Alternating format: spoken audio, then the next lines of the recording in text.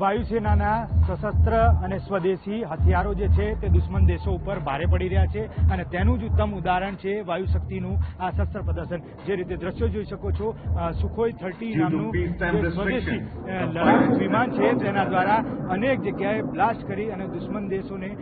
પોતાના રીતથી જવાબ આપવા માટે સક્ષમ છે તે પ્રકારની કાર્યવાહી અત્યારે હાલ આ વાયુશક્તિના પ્રદર્શનમાં દેખાડવામાં આવી રહી છે. કોઈ પ્રકારના ત્યાં આગળ જામર લગાવવામાં આવ્યા હોય કે તે પછી તેમને દિશા નિર્દેશ આપતા અનેક લડાકુ વિમાનની સાથે સાથે ઇન્ટિગ્રેટેડ એર ડિફેન્સ સિસ્ટમ જે છે તેને પણ તેઓ ટાર્ગેટ કરી અને મિની જે છે તે ટાર્ગેટ કરે અને તેને ખતમ કરે છે. મહત્વનું છે કે આવનારા દિવસોમાં અનેક એવા સુખોઈ અને ડિફેન્સ સિસ્ટમ જે છે તે ભારતીય સેનાને વધુ મજબૂત બનાવે છે. ભારતીય વાયુસેનાની એર ડિફેન્સ સિસ્ટમ કેટલી મજબૂત છે તેનું ઉત્તમ ઉદાહરણ છે સ્પાઇડર મિસાઇલ. આપ દ્રશ્યો જોઈ શકો છો. પોખરણની જે રેન્જ છે ત્યાંથી તેના લાઈવ દ્રશ્યો બતાવવા માંગીશ કારણ કે જે રીતે સ્પાઇડર સિસ્ટમ છે તે જેના દ્વારા દૂર હજારો કિલોમીટર સુધીના જે પણ એર ડિફેન્સમાં ફરતા લડાકુ વિમાન છે તેને જમીન ઉપરથી નેસ્ત નાબૂદ કરી શકે છે. દુશ્મન તેને ગમે તેટલો તોડવાનો પ્રયાસ કરતો હોય પરંતુ તેને દાવપેચ સાથે તેની લડાકુ વિમાનની શક્તિ જે છે તેને તોડી પાડે છે અને આ એ પ્રકારની સ્પાઇડર સિસ્ટમ સ્વદેશી સિસ્ટમ છે અને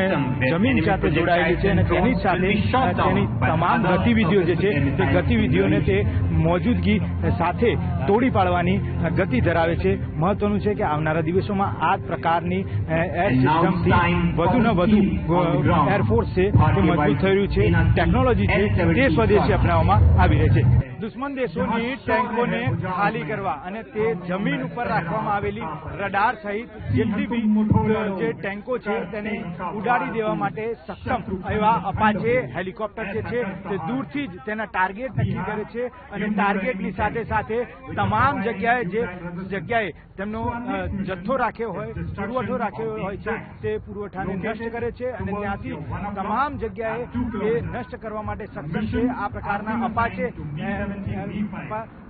સ્વદેશી મિસાઇલો જે છે તે સ્વદેશી મિસાઇલ પણ રાખવામાં આવતી હોય છે અને આ સ્વદેશી મિસાઇલથી આગામી સમયમાં અનેક જગ્યાએ જે બ્લાસ્ટ કરી અને ભારતીય વાયુસેના એક શક્તિ પ્રદર્શન કરી રહી છે. વાયુશક્તિ 2026 અંતર્ગત જે રીતે અત્યારે હાલ ચિનોક હેલિકોપ્ટર જે છે તેના દ્વારા મિસાઇલ જે છે તે મિસાઇલ અત્યારે હાલ મૂકવામાં આવશે અને ભારતીય વાયુસેનાની સાથે સાથે આર્મીને પણ ક્યાંક ને ક્યાંક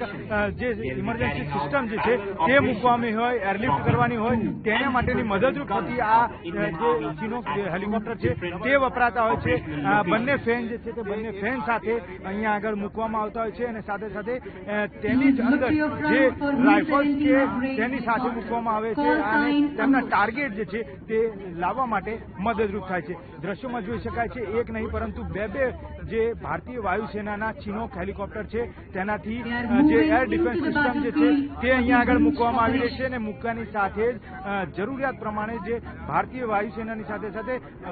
આર્મીને જરૂરિયાત તમામ જે સિસ્ટમો જે છે તેને પ્રોવાઈડ કરવામાં આવી રહી છે. આગામી સમયમાં આ જ સિસ્ટમથી અનેક દુશ્મન દેશોના દાંત ખાટા કરવા માટે સક્ષમ જે ભારતીય વાયુસેનાની સિસ્ટમ જે છે તે દ્રશ્યમાન થઈ રહી છે. આપ દ્રશ્યો જોઈ શકો છો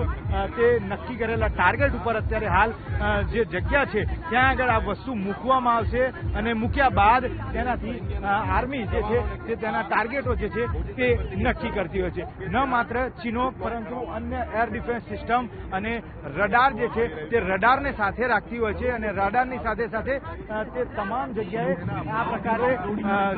ડિફેન્સ સિસ્ટમ જે છે તે એક્ટિવેટ કરી અને કામગીરી કરતી હોય છે. ભારતીય વાયુસેના દ્વારા છેલ્લે 26/11 બોમ્બ બ્લાસ્ટ વખતે જે રીતે રેસ્ક્યુ ઓપરેશન હાથ ધરવામાં આવ્યું હતું તે હતું ગરુડ હેલિકોપ્ટર અને ગરુડ હેલિકોપ્ટરના સ્પેશિયલ જવાનો જે છે તેમના દ્વારા આ પ્રકારની એક ડ્રીલ યોજવામાં આવી છે. આ ડ્રીલના માધ્યમથી એ વખત સમજાવવાનો પ્રયત્ન કરવામાં આવી રહ્યો છે કે ભારતીય જવાનો જે છે તે કેવી રીતે સક્ષમ છે અને તેમને કોઈ પણ રેસ્ક્યુ ઓપરેશન કરવામાં આવતું હોય તો તેના માટે કેટલી જવાબદારપૂર્ણ માહિતી એમને આપવી પડે છે અને ત્યારબાદ અલગ અલગ 2 હેલિકોપ્ટરોના માધ્યમથી તેમને અહીંયા રેસ્ક્યુ કરવામાં આવે છે અને તે દરમિયાન તેઓ અંદર ઘૂસી ઘૂસી અને જે પણ આતંકવાદી કે અન્ય લોકો હોય છે તેમને બ્લાસ્ટ કરી અને આ પ્રકારે તેમને અંદર પ્રવેશ લઈ અને સીધું ફાયરિંગ કરે છે અને ફાયરિંગ કરી તમામ આતંકવાદીઓને નેસ્ત નાબૂદ કરવાનો પ્રયત્ન કરે છે. લગભગ આ ઓપરેશન જે છે એ કલાકો સુધી ચાલતું હોય છે અને તમામ આતંકવાદીઓને ઠાર માર્યા બાદ તેઓ ઓપરેશન પૂર્ણ થયાની માહિતી શેર કરતા હોય છે. કેમેરામેન હરીશ શર્મા સાથે મૌલિક દામેચા, ન્યૂઝ 18 ગુજરાતી, જેસલમેર.